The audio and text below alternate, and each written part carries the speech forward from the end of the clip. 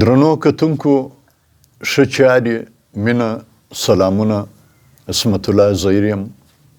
تر دې مخکې پر اوسني وضعیت باندې تاسو زما ویډیو وکتله او نن بیا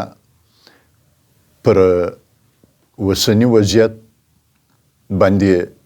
خبره کوو، خصوصا د پی ټی ایم ته چې دا وخت کوم حالات جوړ دي په دې وطن کې. پی ټی ایم باندې بندیز لګول شوی دی. د پی ټی ایم مبارزین د اوږدو کلونو په زندانونو کې پراته دي. ظلم او وحشت ورباندې روان دی. پی ټی ایم ته د فعالیتونو اجازه نه ورکول کیږي، ځکه دوی د پی ټی ایم ډیر وارخطا دي او غواړي چې پی ټی ایم په خارج کې خپل فعالیتونه ودروي، او خصوصا پی ټی ایم یو شعار چې دی یه جو دهشتگردی اسکې پیچې وردیه د دې د پی ټی ایم پر شاسي. نو به ځکه موږ د پی ټی ایم سره لاس یوسو، خو پی ټی ایم کله هم د خپل موقف څخه پر شا کیږي نه، او نه به پر شاسي. د پی ټی ایم مبارز علي وزیر چې د تیر کال څخه د اګست په میاشت کې په یو درواغجنه مقدمه کې په اسلام آباد کې ونیولو، دغه بعد د پاکستان د څلورو ایالتونو په زندانونو کې زنداني وساتي. اخر کار د سکر بدترین ظالم زندان ته ورسولو. په سکر زندان کې علي وزیر په یو داسې کپسچه نما کوټه کې ساتلی و چې نه یې پښه پکې غځولی سوله، نه یې سر اسک پکې نیولی سولو. خو وار وار یې پر علي وزیر باندې مرکې وکړلې چې د پی ټی ایم د مبارزې څخه په شاسه یا چې ستا کوم موقف تا په مخ اخیستی دی د دې څخه لاس واخله، موږ به تا د زندانونو خوشي هم کړو، تا ته به مراعات هم درکړو. خو علي وزیر ځان وژلی سي، د خپل موقف پر شا کېدلی نشي. علي وزیر د خپله کوره دا وخت 18 جنازې ورکړي دي، خو بیا هم د خپل موقف پر شا نسولو. تر یو کال زیات دوی په ډیره ظالمانه توګه د سکر په زندان کې ساتلی و. څو ورځې د مخه یې بغیر بې عدالته، بغیر بې خبرتیا علي وزیر د سکر د زندان څخه نادرکه کوي، چې د ملګرو د څو شپو د لټون پس دا ښکاره سوه چې علي وزیر د لړکانې جیل ته رسولی دی. علي وزیر ناروغه دی، بیا هم په دغه ناروغتیا په حالت کې دی د خپل مبارزې څخه په شا کیږي نه د خپل موقف څخه لاس اخلي. علي وزیر څخه ریاست ولې دومره وارخطا دی؟ علي وزیر خو نه وسلواله جګړه کوي، نه یې وسلواله مبارزه په مخه کړې ده. علي وزیر د خپل قام او د خپل وطن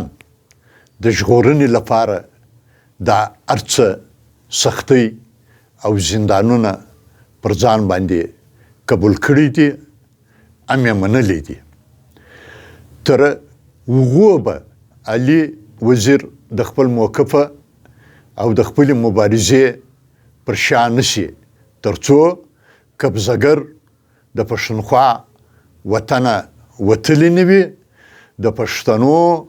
د ناحق وژنو یې لاس اخیستی نه وي، ځکه چې دا وخت په پښتونخوا وطن کې چې کومه مبارزه روانه ده هغه پښتون ژغورنې غورځنګ مبارزینو په مخه کړې ده. د پښتو یا پښتنو نور سیاستمداران چې ځان ته ملت فعالان وایي هغه د پارلماني سیاست د هرس کې کلم د پښتونخوا وطن باندې چې کومه ناروا او ړنده جګړه پیل سوې یا تپول سوې ده د هغه په ضد غږ نه پورته کوي، ځکه که دوی د پښتونخوا پر ناامنۍ باندې او د پښتنو پر قتل عام باندې غږ پورته کړي نو سبا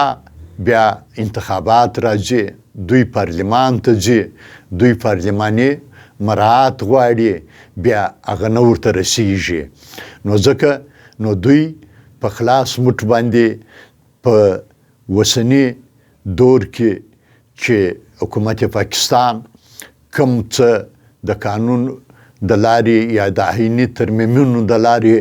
په مخه کړي دي، لکه 28م ترمیم چې اوس دوی منځته راوړي هغه پښتنو پارلماني ډلو ورسره منلي دي، او که چیرې دا نه ورسره ومني سبا بیا د حکومت پاکستان دوی ته په انتخاباتو کې هغه مراعات هغه پارلماني اسانتیاوې نه ورکوي. نو ځکه پی ټي ایم یوازې هغه سیاسي غورځنګ دی چې د پښتونخوا وطن پر نامنۍ خبره کوي، د پښتنو پر قتل عام باندې خبره کوي، د پښتون ژغورنې غورځنګ یو بل 80 کلن سپین ږیري مبارز صمد حاجي چې د څو کلونو څخه د دادو په زندان کې پروت دی او ورځې و شپې په زندان کې تیری د دې کام د خپلواکۍ او د سرلوړۍ دپاره دوی د کله چې صمد حاجي و عدالت ته پیش کی یا خو جج نه وي یا بل تاریخ ورته واخلي، دا رنګه ورځ تر بله هغه په زندانونو کې ساتي. خو د حاجي صمد حوصله په زندان کې دومره لوړه ده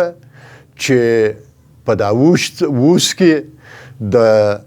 دادو جیل ته ورغلی وم، د حاجي صمد سره مې ولیدل او د خوند خبره دا وه